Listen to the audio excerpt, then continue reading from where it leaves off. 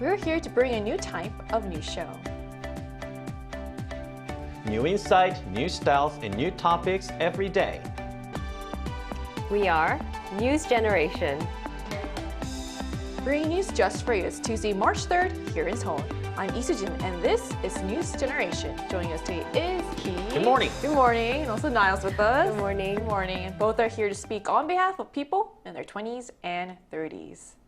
So a new month has begun, and in Korea, March always brings a sense of starting over, particularly for students. It's the season of new classrooms, new teachers, and hopefully new friends. So what does this time of the year mean for students in Korea, Ki? Sure. In most Western countries like the United States that I was in, the new academic year typically begins in September.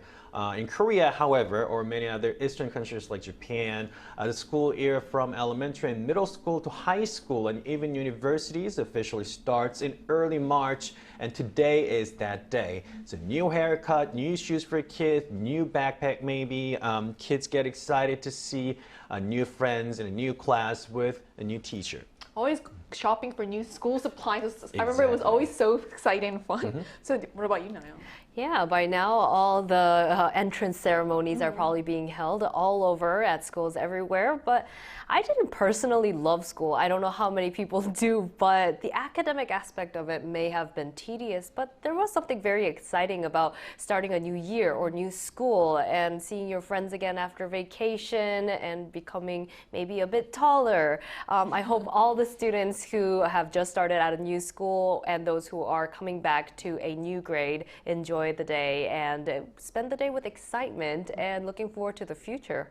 I think a lot of people can relate to that, not always loving the homework part of it, but definitely loving that first day energy. There's something about a new school year that makes everything feel possible. So we're going to talk more about this, but first, let's take a look at the screen.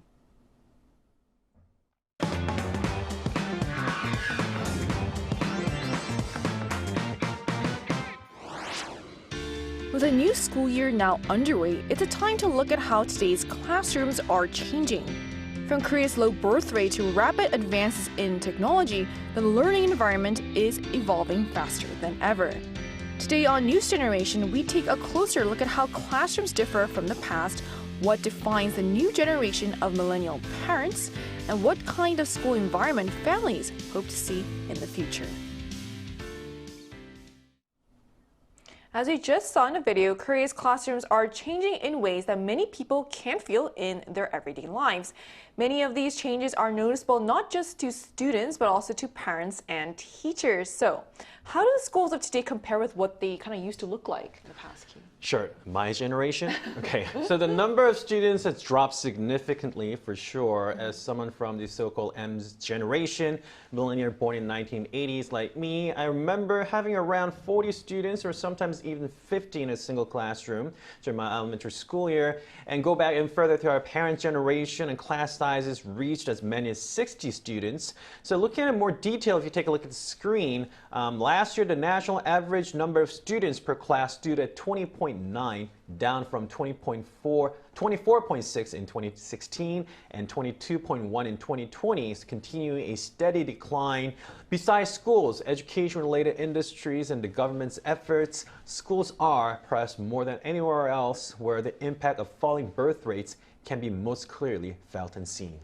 Right, and that really shows how dramatically demographics are reshaping education. The classroom itself has become a reflection of Korea's declining birth rate. So obviously with fewer students, how has the learning environment kind of changed now?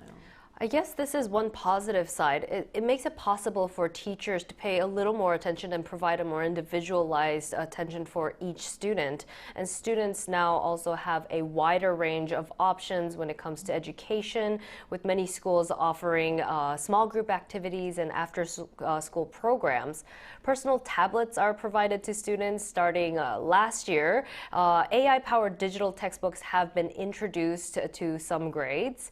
And in various schools, native speaking foreign language instructors are there on staff to help support the children to learn other languages better. So there's more options, more concentration with the lesser number of students. Right. So classrooms are not only getting smaller, but education itself is becoming far more personalized and technology focused than before. And naturally, this kind of change is obviously also reshaping the role of parents. So how are millennial parents like yourself different from past generations? So the millennial parents like me and my parents' generation are obviously different. They prefer communication online, value more horizontal relationships, and place strong emphasis on experimental learning for their children. And in response, kindergartens and schools are taking these traits into account, so sharing photos and daily activity logs through dedicated apps, often on a near daily basis. And parents can leave the comments or messages directly on the platform, creating an open channel of communication with teachers.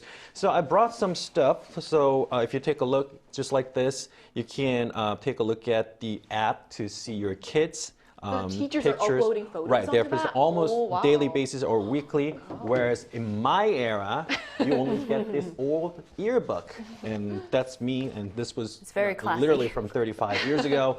But you can see the difference. And towards the end, if you like any of the picture, what you can do is you can pretty much make an album like Based on those based on photos the are pictures that I uploaded? have, and you Wow. can select it on your own. So, you can see the time of change. So you can choose the photos that are uploaded on the app, and then you can make Exactly. an album just for your kid, basically. That's It's a amazing. personalized yearbook. Wow, that's really Yeah. cool. So it really sounds like schools and parents are now connected almost in real time, with communication becoming much more interactive and personalized.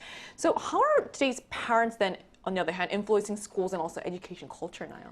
Right. As a millennial myself too, millennial parents tend to be more proactive than the previous generations. In particular, if they believe something will directly benefit their child, they're really the go-getter types. They tend to take very active step towards it.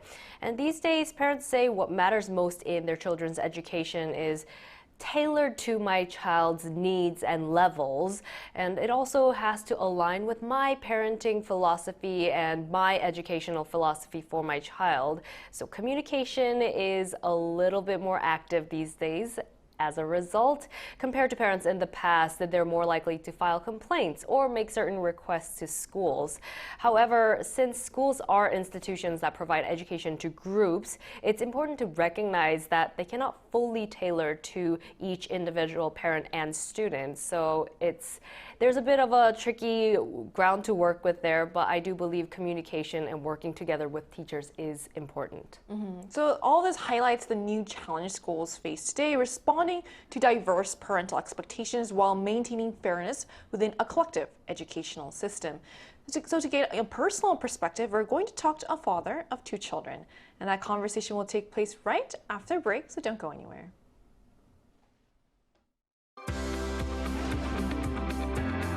NewsGen wants to hear from you. Go to YouTube and search out Channel Arirang News.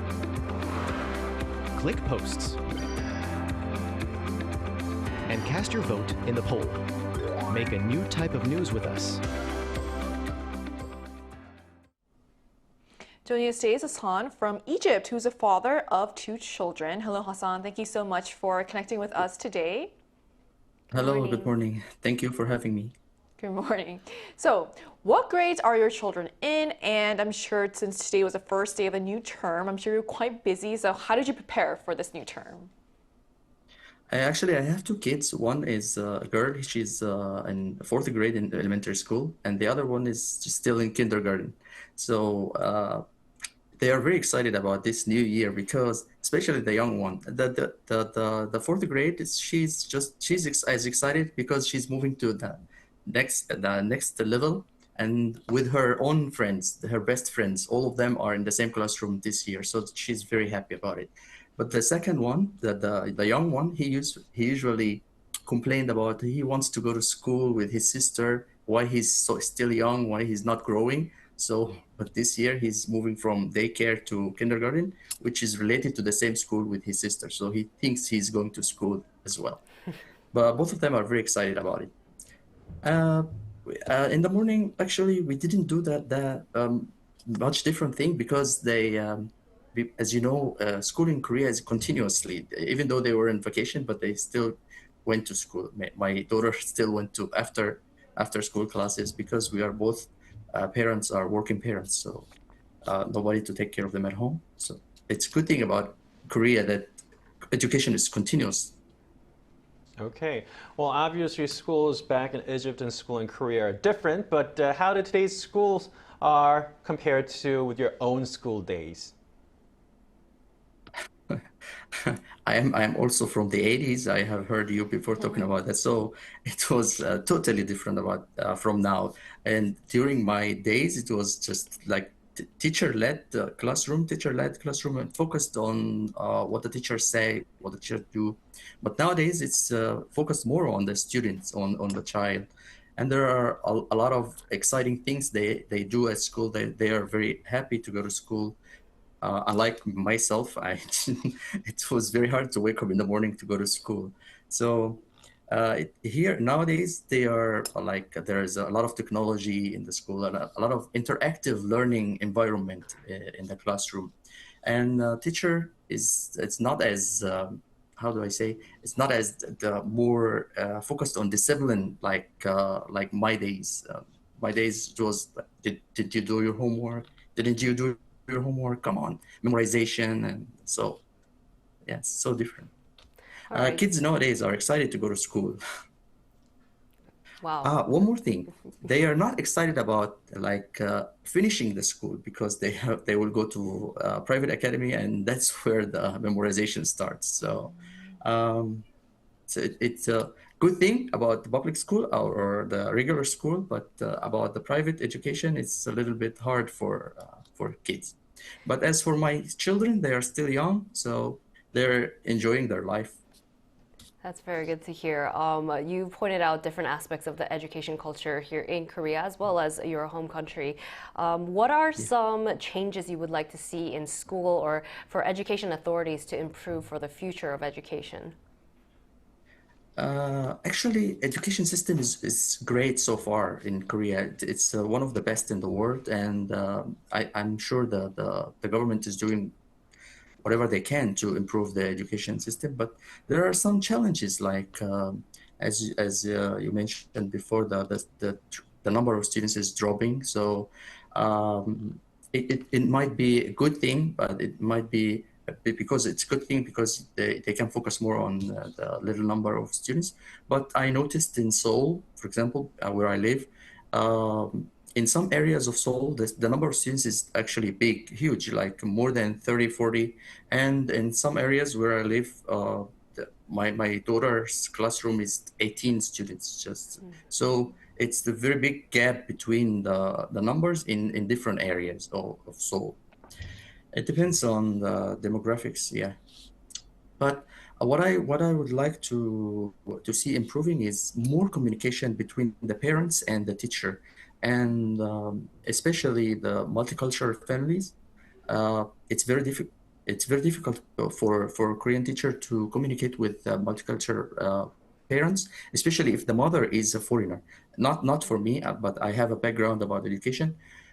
In my case, my wife is Korean, so there's no problem. But for other foreign parents, where the mother is important in this level, is not Korean, so it's very difficult to communicate with the parents. But I heard also they have a coordinator in those areas where there are many foreigners living. So might be good to increase this kind of coordinators who can speak the native language of those people, and also to like include this their native language in the curriculum for as a kind of culture give and take, not just the Korean people, not just the foreigner live study Korean culture, but also Korean students can study the foreign culture so they can communicate with their peers who are living in Korea with the increasing number of foreigner and globalization in Korea. So it would be good for in the long run. Also, yeah, extracurricular activities in the schools these days is great. It's wonderful. They learn a lot of things after school. I wish they include more extracurricular activities and focus on teaching foreign languages, of course, English, and increase the native teacher in the school, because I heard earlier that they reduced the native teachers number in order to give the chance to Korean teachers to teach English. They are great, they're good, but teaching is not just about learning the grammar or learning how to talk or communicate. It's about learning the culture itself. So exposing Korean students to foreign culture with a native speaker from English or from another country, it would be good for the society in the future, to be open-minded. I think you made a really good point, because there is a increase of multicultural families in Korea. So it's really important, I think, for Korean schools to recognize that and also accommodate that for both the students and for students, the Korean students, as well as the students from the multicultural family. So I really appreciate you pointing that out. And I also hope that your kids have a great new school year as well this year. They are very happy. They enjoy their life at school. They couldn't wait to go to school, actually, and we had to put ask them to go to sleep early, but because they were so excited, they couldn't sleep early. Great. But we were trying to adjust their sleeping time. That's good to hear. Well, thank you so much for joining us today, Hassan. Thank you so much. Thank you. So we just spoke with a parent originally from overseas who's raising 2 children here in Korea about how his family is preparing for the new school term, how today's schools compare with his own childhood experience, and what he hopes to see from schools and the education authorities going forward. So we also wanted to hear directly from our viewers, so we ran a poll on the IDN News YouTube channel asking what is the biggest difference between schools in the past and today. So here's what the results showed. Majority of respondents, 65%, pointing to a decline in teachers' authority. Meanwhile, 17% said education has become more diverse, while 15% highlighted stronger protection of students' rights. Only 3% felt that student care has become closer or more personalized. So that's quite interesting. It suggests people feel classrooms have changed not just academically, but in terms of authority and relationships, with discipline becoming a bigger concern than student support. So it's also clear how much the classroom culture has shifted over time. Many say student rights have expanded significantly compared to the past, and the school experience itself looks very different right now. So Keith, how have student rights and school rules specifically changed since your school days? Well, I'd say it changed a lot compared to when I was in school, because students' rights have expanded dramatically. In the past, corporal punishment was permitted, meaning teachers were able to beat up the children if they don't listen to you. But in some cases, an entire class would be disciplined for the mistake of just one single student. Boys were required to keep their hairs cropped short, and while the girls were not allowed to grow their hair beyond 3 centimeters below their ears. Dress codes were strictly enforced. Even altering the fit of a school uniform was prohibited. I remember one day having my eyeglasses colored slightly subtle and was punished, and had to go back home and change to a normal clean glass. But today, however, corporal punishment is fundamentally banned in schools. Light makeup or even dyeing hair is often permitted. So overall, there is a far greater respect for individuality than before. So it sounds like schools today place much more emphasis on individuality and protecting children, but some argue that as students' rights have strengthened, on the other hand, teachers may have lost some authority in the process. So how has that shift made it harder for teachers to guide or discipline children? Right. As a result of that, there's an assessment that says that teachers' authority has relatively weakened compared to the past. Although corporal punishment has been banned, other systems that allow teachers to discipline their students, whether it be demerit points or grade retention, have not been sufficiently established, leading many teachers to express difficulties in disciplining children. In particular, early career teachers from the Millennial and Gen Z generation are said to feel disillusioned with the reality of working in schools, because in Korea, teaching was traditionally considered a very high, secure profession, also known as 철통밥 or iron rice bowl. And so it means you have food for life, job security for life. And in the past, far more teachers intended to stay in schools until retirement. However, according to a 2024 survey, 6 out of 10 fifth-year elementary school teachers are considering changing their careers due to these difficulties we mentioned. Yeah, I feel like there really is a sense that it's become a much more rigorous job in terms of like controlling the classroom as well. And all this highlights the challenge schools face now, trying to balance student protection with a sustainable teaching environment. So as a parent, Key, what kind of school environment do you hope to see moving forward? Well, it's just not the time being passed, but COVID pandemic sort of pushed the education in an entirely different direction. It'll be more virtual, more digital. Sometimes you see kids doing work not at school but at home, which obviously makes more troublesome for many of the parents. One of the things that I see on the more positive side is that kids nowadays have more choices and they are open to many different opportunities, better environment than before. But then again, we need good direction from both teachers and parents in order for kids to grow, in a nice way. Right, I agree. So I know your kid's still quite young. What about you? Not in school yet, but starting the education process, I guess. I'm dreaming of schools where differences are tolerated. We mentioned multicultural families, but not even that, but financial gaps between families, cultural gaps between families, even health conditions that may set kids apart from other kids. I want school to be an environment where we learn how to accept differences and go together, because it's a small society.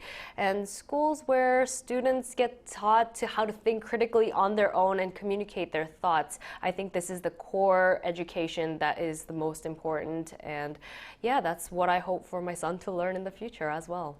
So as classrooms continue to evolve, one thing remains the same. School is where new beginnings take shape. From smaller class sizes to more connected parents, education is adapting to a changing society. The challenge now is finding the right balance between individual needs and the shared values of community learning. And as students step into a new school year, the hope is that schools remain places of growth and fairness.